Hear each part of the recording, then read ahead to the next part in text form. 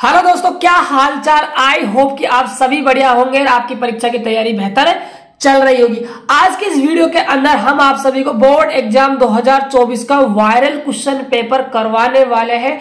यही पेपर आपको board exam में देखने को मिलेगा, इसीलिए ये वीडियो काफी ज्यादा इंपॉर्टेंट होने वाली है। यदि दोस्तों अभी तक आपने व्हाट्सएप ग्रुप और टेलीग्राम चैनल को ज्वाइन नहीं किया है तो लिंक डिस्क्रिप्शन बॉक्स में है, ज्वाइन कर लीजिए, क्योंकि जैसे क्लास खत्म होती है उसका जो पीडीएफ आपको वो व्हाट्सएप ग्रुप और टेलीग्राम ग्रुप में मिल जाता है। तो दोस्तों ये क्वेश्चन जो पेपर है मैं आप सभी के लिए लेकर आया हूं, काफी शानदार पेपर होने वाला है।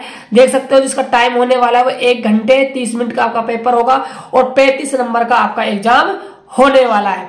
तो आज का पेपर स्टार्ट करने से पहले आप सभी से रिक्वेस्ट है कि आप यदि चैनल पहली बार आए हो तो चैनल को भाई सब्सक्राइब जरूर कर लीजिएगा, वीडियो को लाइक कर दीजिएगा, क्योंकि हमारे चैनल पर ऐसे ही फिजिक्स के इंपॉर्टेंट क्वेश्चनों की वीडियो आती रहती है। तो देखिए आप सभी की स्क्रीन के सामने जो पहला क्वेश्चन है, जवाब दीजिएगा क्या इसका राइट आंसर होने वाला है, और लास्ट में ये भी बताना कि आपके 35 क्वेश्चनों में से कितने क्वेश्चन आपने सही किए हैं। तो मैं आप सभी के कमेंटों का इंतजार करूंगा।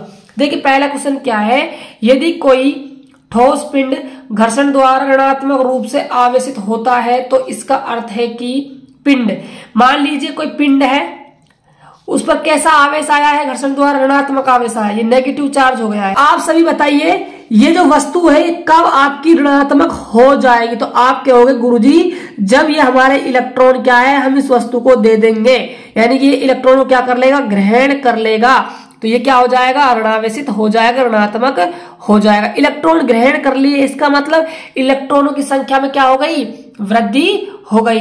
तो देख सकते हो आपका जो ऑप्शन ए है वो बिल्कुल करेक्ट राइट आंसर हो जाएगा, इलेक्ट्रॉनों की अधिकता हासिल की।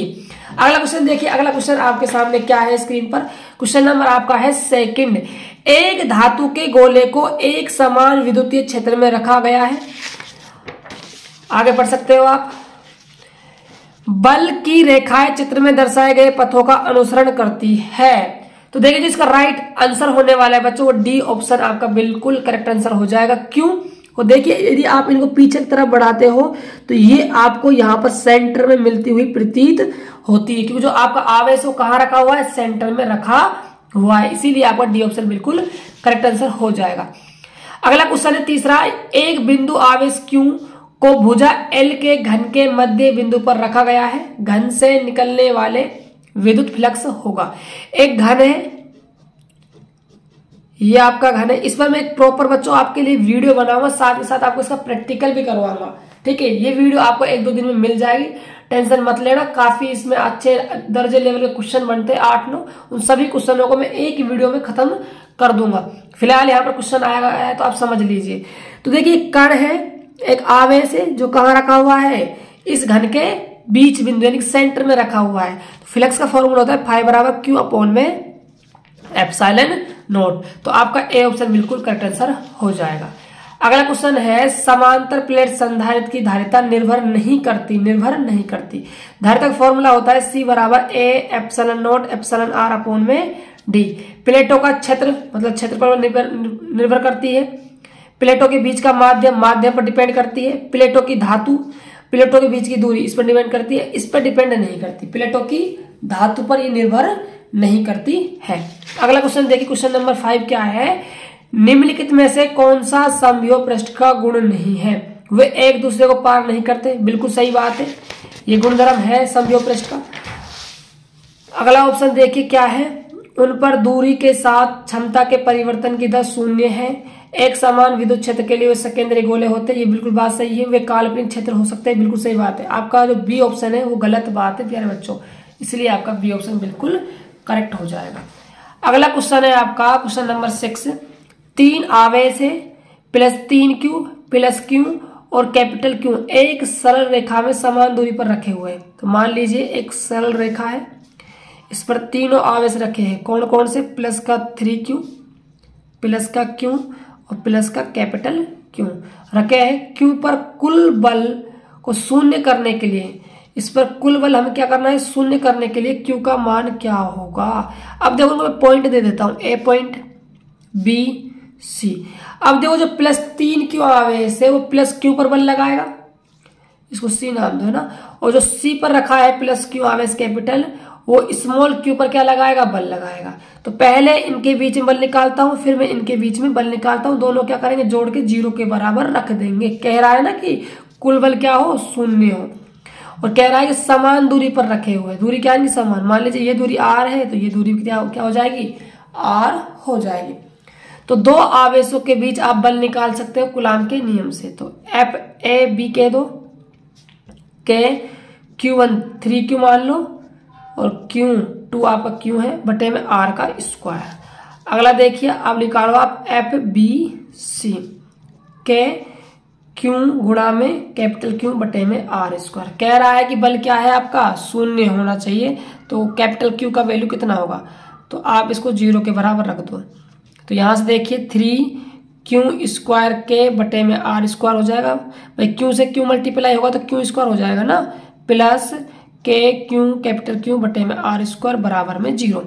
आप इसको यहाँ पर भेजिए, 3Q स्क्वायर के बटे में R स्क्वायर बराबर माइनस का के Q कैपिटल Q बटे में R स्क्वायर।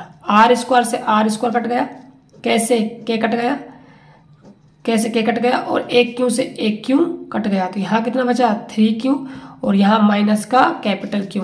आपको तो कैपिटल Q का मान चाहिए, तो माइनस को इधर भेज दीजिए। तो ये कितना आ जाएगा आपका, माइनस का 3Q। तो देख लीजिए जो राइट आंसर होने वाला है वो आपका सी ऑप्शन हो जाएगा। अगला क्वेश्चन देखिए क्या है, यदि कुचालक गोले को आवेश दिया जाता है तो यह वितरित होता है। कुचालक का मतलब होता है जो अंदर से क्या हो, ठोस हो। ये ठोस है तो हमेशा आयतन के अनुदिश क्या है, हमारा आवेश फैलता है। कुचालक है तो प्यारे बच्चों, चाहे यहाँ पर आपसे अचालक भी पूछ सकता है, एक ही बात होती, आयतन के अनुदिश फैलता है, सतह पर नहीं फैलता, सतह के अंदर नहीं फैलता। केवल सतह के अंदर गलत बात है, कोई नहीं, इसलिए आपका यहाँ पर कोई नहीं हो जाएगा। यदि यहाँ लिखा होता आयतन के अनुदिश तो फिर आपका वो राइट आंसर हो जाता। अगला क्वेश्चन है आप सभी के लिए, धातु का परावैद्युतांक स्थिरांक। धातु के लिए जो परावैद्युतांक का वैल्यू होता है वो याद रखिए हमेशा, वो आपका इनफाइनेट होता है, अनंत आपका हो जाएगा। अगला क्वेश्चन देखिए क्या है, विद्युत स्थिति ऊर्जा का SI मात्रक चुनिए। तो ऊर्जा का जो मात्रक होता है वो आपका जूल हो जाएगा। ए ऑप्शन आपका बिल्कुल सही हो जाएगा।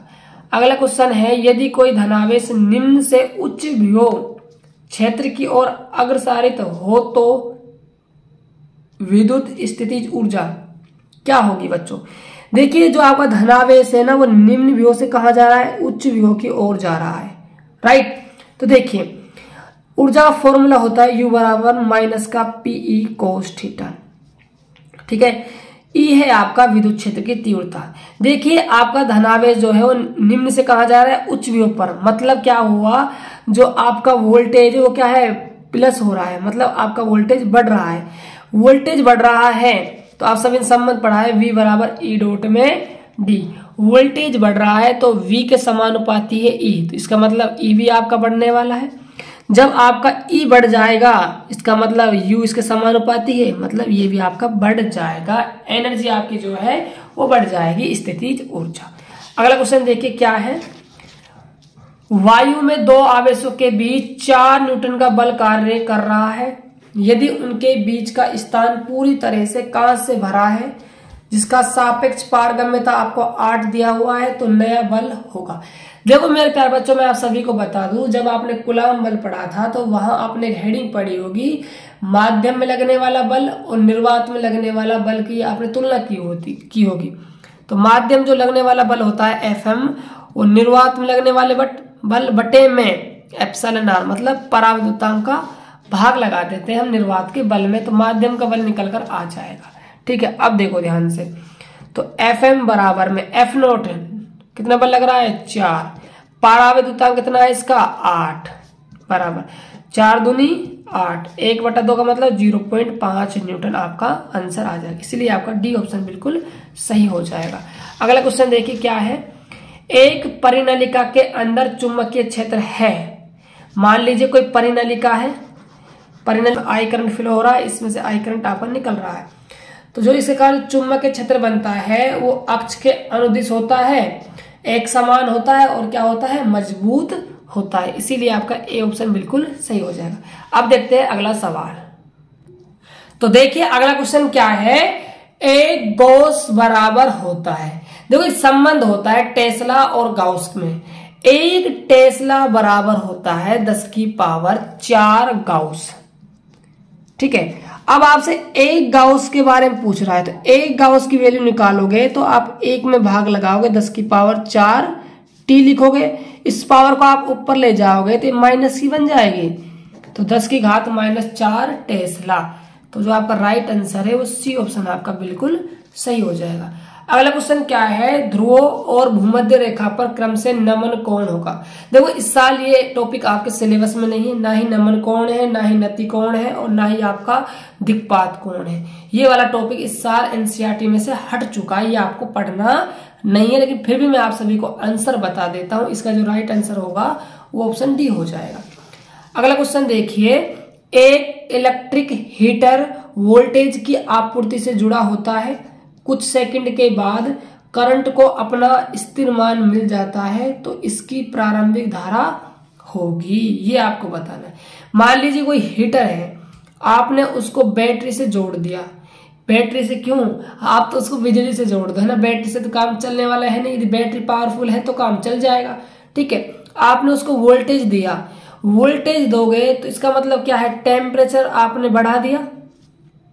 ठीक है, आपने टेम्परेचर बढ़ा दिया तो इसका मतलब क्या है, जो आपका प्रतिरोध है वो आपका क्या है, घट जाएगा, और जब आपका प्रतिरोध घट जाएगा तो इसका मतलब आपका करंट क्या है, बढ़ जाएगा। तो देख सकते हो स्थिर बराबर धारा के बराबर, स्थिर धारा से थोड़ा अधिक, हाँ ये ऑप्शन आपका बिल्कुल सही हो जाएगा। अगला क्वेश्चन देखिए क्या होगा, कह रहा है 2 या 2 से अधिक प्रतिरोधों के श्रेणी संयोजन में। भाई आपने प्रतिरोधों का श्रेणी संयोजन करा, उसमें आपने 2 या 2 से अधिक प्रतिरोधों को जोड़ दिया, तो क्या होने वाला है, प्रत्येक प्रतिरोध के माध्यम से विद्युत धारा समान होती है। बिल्कुल सही बात है, श्रेणी क्रम में धारा क्या होती है, हमारी समान होती है, इसीलिए आपका ए ऑप्शन बिल्कुल सही आ जाएगा। देखते हैं अगला सवाल। देखिए क्या कह रहा है आप सभी से, एक सेल जिसमें विद्युत वाहक बल और आंतरिक प्रतिरोध आर है, मतलब ई जो है वो आर के बराबर है। ठीक है, एक चर बाह्य प्रतिरोध आर से जुड़ा हुआ है, जैसे ही प्रतिरोध आर बढ़ता है तो संभावित विभवांतर बी और आर ग्राफ द्वारा दर्शाए जाएंगे, मतलब V बराबर क्या होगा, आर होगा, ये आपसे पूछा जा रहा है। तो ग्राफ कौन सा आपका सही होने वाला है, तो मेरे प्यारे बच्चों जो आपका बी ऑप्शन है वो बिल्कुल आपका करेक्ट आंसर हो जाएगा। देखिए अगला सवाल क्या है, अगला सवाल में कह रहा है कि एन सेल के समांतर संयोजन में हमें प्राप्त करते हैं, हम क्या प्राप्त करते हैं एन सेलों के समांतर संयोजन में। तो ऑप्शन दिए हुए आप सभी को, अधिक वोल्टेज, अधिक विद्युत धारा, कम वोल्टेज, कम विद्युत धारा, तो ये आपका ऑप्शन हो जाएगा बी, अधिक विद्युत धारा हम प्राप्त करते हैं। अगला क्वेश्चन है आपका क्वेश्चन नंबर 19, व्हीटस्टोन ब्रिज में यदि बैटरी और गैल्वेनोमीटर को आपस में बदल दिया जाए तो गैल्वेनोमीटर में विक्षेपण होगा, पूर्व दिशा में परिवर्तन, परिवर्तन नहीं, विपरीत दिशा में परिवर्तन, इनमें से कोई नहीं। तो याद रखिएगा जब भी आप व्हीटस्टोन सेतु में बैटरी और गैल्वेनोमीटर को एक्सचेंज करते हो तो कोई चेंजेस नहीं आता है, परिवर्तित नहीं होगा, है ना। अगला क्वेश्चन है, तांबे के पतले तार की तुलना में तांबे की छड़ का विशिष्ट प्रतिरोध है। देखो मैंने आप सभी को पहले भी इस टॉपिक को बताया हुआ है काफी डिटेल से। जो विशिष्ट प्रतिरोध होता है ना वो धातु की प्रकृति पर निर्भर करता है। अब देखो पहले भी जो तार था वो तांबे का था और अब भी तार छड़ किसकी है, तांबे की। इसका मतलब आपने तार की प्रकृति या पदार्थ की प्रकृति आपने चेंज नहीं करी, इसका मतलब जो विशिष्ट प्रतिरोध है वो भी आपका नहीं बदलेगा, वही की वही रह जाएगा। तो आपका सी ऑप्शन बिल्कुल सही आंसर हो जाएगा। अगला क्वेश्चन है इसके अंदर, कह रहा है कि मिश्र धातु मैग्नीज, जी मैग्नीज है यार, क्या प्रिंट कर रखा है इन्होंने, मिश्र धातु मैग्नीज की प्रतिरोधकता है ताप से लगभग क्या होती है, स्वतंत्र होती है। देखिए अगला क्वेश्चन क्या है कि आपसे बोल रहा है, जैसा कि चित्र में दिखाया गया है एक समान चौकोर फ्रेम से करंट प्रवाहित होता है, किस स्थिति में फ्रेम के केंद्र में चुंबकीय क्षेत्र शून्य होगा। ये आपसे पूछ रहा है चुंबकीय क्षेत्र शून्य कौन सी कंडीशन में नहीं होता है, नहीं होता है, नहीं होता पूछ रहा है, ये बात आप ध्यान में रख लीजिएगा।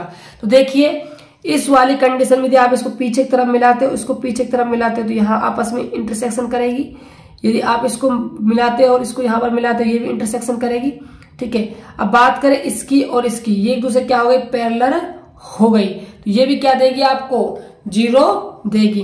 लेकिन बात की जाए इन दोनों की, ये क्या है, एक ही डायरेक्शन में है और क्या है, ये इसके ऊपर से गुजर रही है, मतलब इंटरसेक्शन नहीं कर रही है। इसका मतलब ये आपका शून्य होता है। इसके कंडीशन शून्य नहीं होता है, शून्य नहीं होता है। देखो शून्य नहीं होता है पूछ रहा है, यहाँ शून्य होगा, यहाँ शून्य, यहाँ शून्य, यहाँ आपका शून्य नहीं होगा। सी ऑप्शन आपका बिल्कुल सही आंसर हो जाएगा। देखते हैं अगला क्वेश्चन। क्वेश्चन नंबर 23 है, तार के केंद्र से दूरी r बनाम चुंबकीय क्षेत्र B परिणाम का सही प्लॉट है यदि तार की त्रिज्या क्या है, r है। प्लॉट का मतलब मेरे प्यारे बच्चों ग्राफ पूछा जा रहा है। देखो आपने सूत्र पढ़ा होगा, B बराबर में new note I r square बटे में 2r square plus x square घात 3/2। तो आपने वहां यदि ग्राफ बनाया हो विशेष कंडीशन लगाकर r बराबर 0, r बराबर 2f, तो आपको ये वाला ग्राफ वहां पर प्राप्त हुआ होगा। तो बी ऑप्शन आपका बिल्कुल सही हो जाएगा। अगला क्वेश्चन है, एक विद्युत धारा ले जाने वाला लूप एक सामान्य चुंबकीय क्षेत्र में रखा जाता है। इस पर लगने वाला बल आघूर्ण बल कह दो चाहे बलागुण कह दो, निर्भर नहीं करता। बलागुण किस पर निर्भर नहीं करता ये आपको बताना। लूप के क्षेत्र पर, विद्युत धारा का मान, चुंबकीय क्षेत्र, इनमें से कोई नहीं। तो इनमें से कोई नहीं आपका ऑप्शन आ जाएगा, क्योंकि ये डिपेंड करता है बल के ऊपर। 2 बल होने चाहिए परिमाण में और दोनों की जो क्रिया रेखा है वो अलग अलग होनी चाहिए और दिशा दोनों की अलग अलग होनी चाहिए। अगला क्वेश्चन है, ये काफी शानदार क्वेश्चन है बच्चों, क्वेश्चन नंबर 25 है। काफी ज्यादा मोस्ट इंपोर्टेंट क्वेश्चन है, छाप के रखना, बोर्ड एग्जाम में देखने को मिल जाएगा आपको। क्वेश्चन में क्या कह रहा है, एक आवेश पर चुंबकीय क्षेत्र में कोई बल नहीं लगेगा जब चुंबकीय क्षेत्र और आवेश के बीच का कोण होगा। देखो एक चुंबकीय क्षेत्र है, इसके अंदर कोई क्यों आवेश क्या कर रहा है, v वेग से गति कर रहा है, तो चुंबकीय क्षेत्र इस पे क्या लगाता है, बल लगाता है F बराबर क्यू वीवी साइन थीटा। अब पूछ रहा है कि चुंबकीय क्षेत्र का मान कितना होना चाहिए, चुंबकीय क्षेत्र तो है ही, साथ में बल का मान, बल नहीं लगना चाहिए, बल नहीं लगना चाहिए, बल नहीं लगना चाहिए, इसका मतलब बल का मान 0 आना चाहिए। तो बल का मान 0 कब आएगा, कौन से एंगल पर आएगा, तो आपके गुरुजी साइन 180 डिग्री पर हमारा 0 हो जाएगा। तो ए ऑप्शन आपका बिल्कुल सही। देखते हैं अगला क्वेश्चन। तो देखिए क्वेश्चन में क्या कह रहा है, जब एक चुंबकीय कंपास सुई को विद्युत धारा प्रवाहित करने वाले सीधे तार के पास ले जाया जाता है तो सीधा तार कंपास सुई में ध्यान देने योग्य विक्षेपण का कारण बनता है। सही बात है। अगला है, सुई का संरेखण एक काल्पनिक वृत्त के स्पर्श रेखा की ओर होता है जो तार के लंबोतल में होता है। ये बात भी बिल्कुल सही है। तो बच्चों दोनों ही बात सही है, इसलिए आपका ऑप्शन नंबर सी ऑप्शन आपका बिल्कुल करेक्ट आंसर हो जाएगा। अगला क्वेश्चन देखिए क्या कह रहा है, चुंबकीय बलों के बारे में निम्नलिखित में से कौन सा कथन सही है। चुंबकीय बल हमेशा न्यूटन के तीसरे नियम का पालना करता है, गलत बात है। चुंबकीय बल न्यूटन के तीसरे नियम की पालना नहीं करता, ये बात बिल्कुल आपकी सही है। तो बी ऑप्शन आपका बिल्कुल करेक्ट आंसर हो जाएगा। देखते हैं अगला क्वेश्चन। आपसे बोल रहा है कि चुंबकीय क्षेत्र में प्रवेश करने वाले 2 अल्फा कणों के वेगों का अनुपात 3:2 है। यदि वे विभिन्न वृत्ताकार पथों में चलते हैं तो उनके पथों की त्रिज्याओं का अनुपात क्या होगा। देखो आप सभी ने पता होगा, जो चक्कर लगाता है वो क्यू वीवी, एंगल आपका हो जाएगा 90, इसकी वजह साइन 90 आपका 1 हो गया। अभी केंद्रीय बल mv स्क्वायर बटे में r, आपको r चाहिए, r को यहाँ मल्टीप्लाई करो, क्यू वी को भाग में लाओ, तो r बराबर mv स्क्वायर बटे में क्यू वी। अब देखो आप एक v से एक v कट गया, तो ये mv बटे में क्या आ गया, क्यू वी। आपको ना वेगों का अनुपात दिया हुआ है, त्रिज्याओं का आपसे अनुपात पूछ रहा है, तो हम कह सकते हैं यहाँ से जो r है ना वो समानुपाती है किसके, वेग के। तो देख सकते हो आप, जो पहले आप जितना आपका वेग है उतनी आपकी क्या होने वाली है, त्रिज्या होने वाली है। मतलब जो वेगों का अनुपात है वही त्रिज्याओं का अनुपात हो जाएगा, एक दूसरे क्या है, समानुपाती।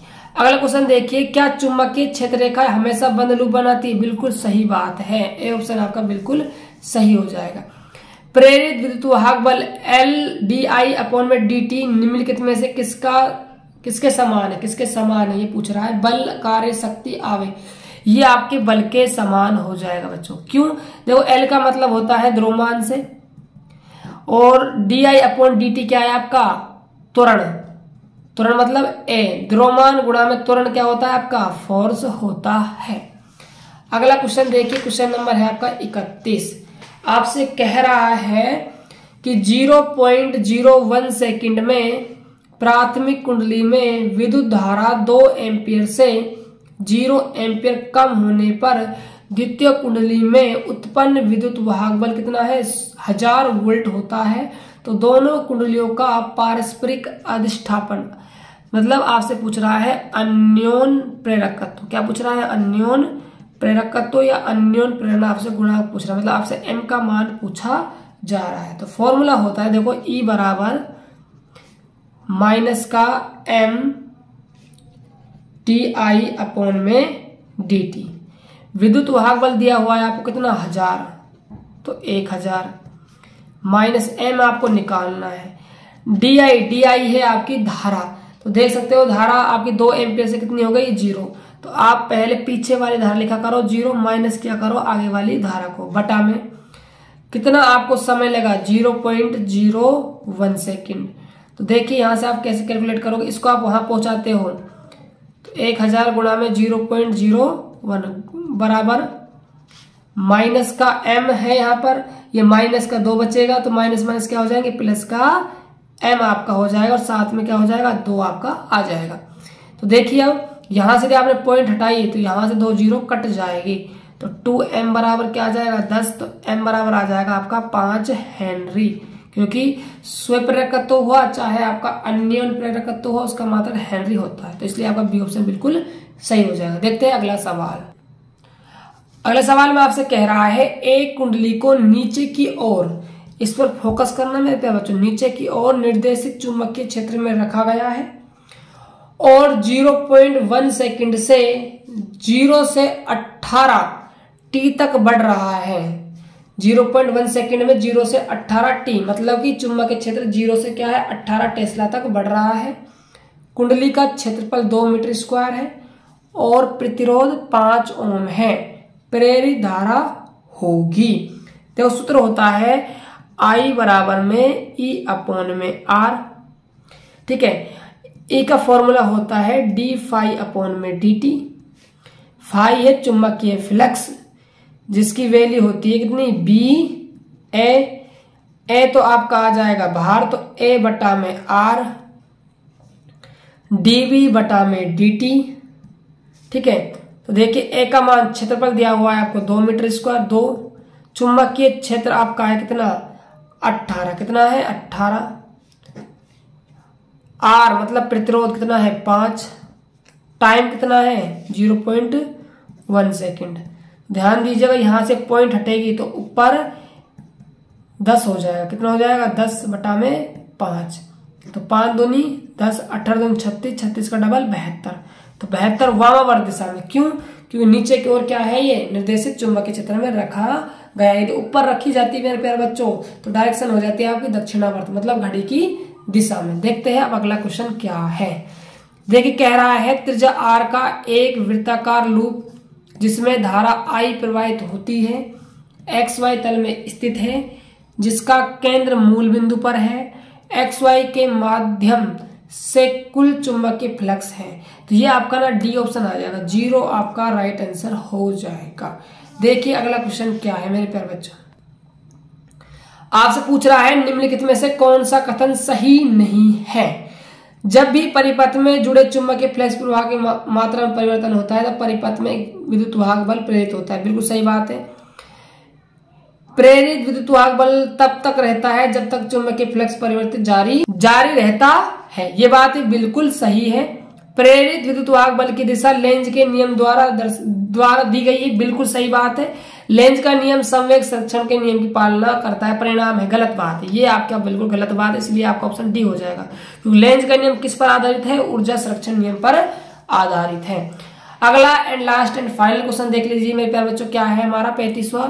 एल लंबाई और ए अनुप्रस्थ काट के क्षेत्रफल तथा एन निश्चित संख्या की परिनलिका का स्वप्रेरकत्व एल बढ़ता है। तो देखिए मैं आप सभी को बता दूं, फॉर्मूला पढ़ा होगा आपने, L बराबर new note n square a बटा में L।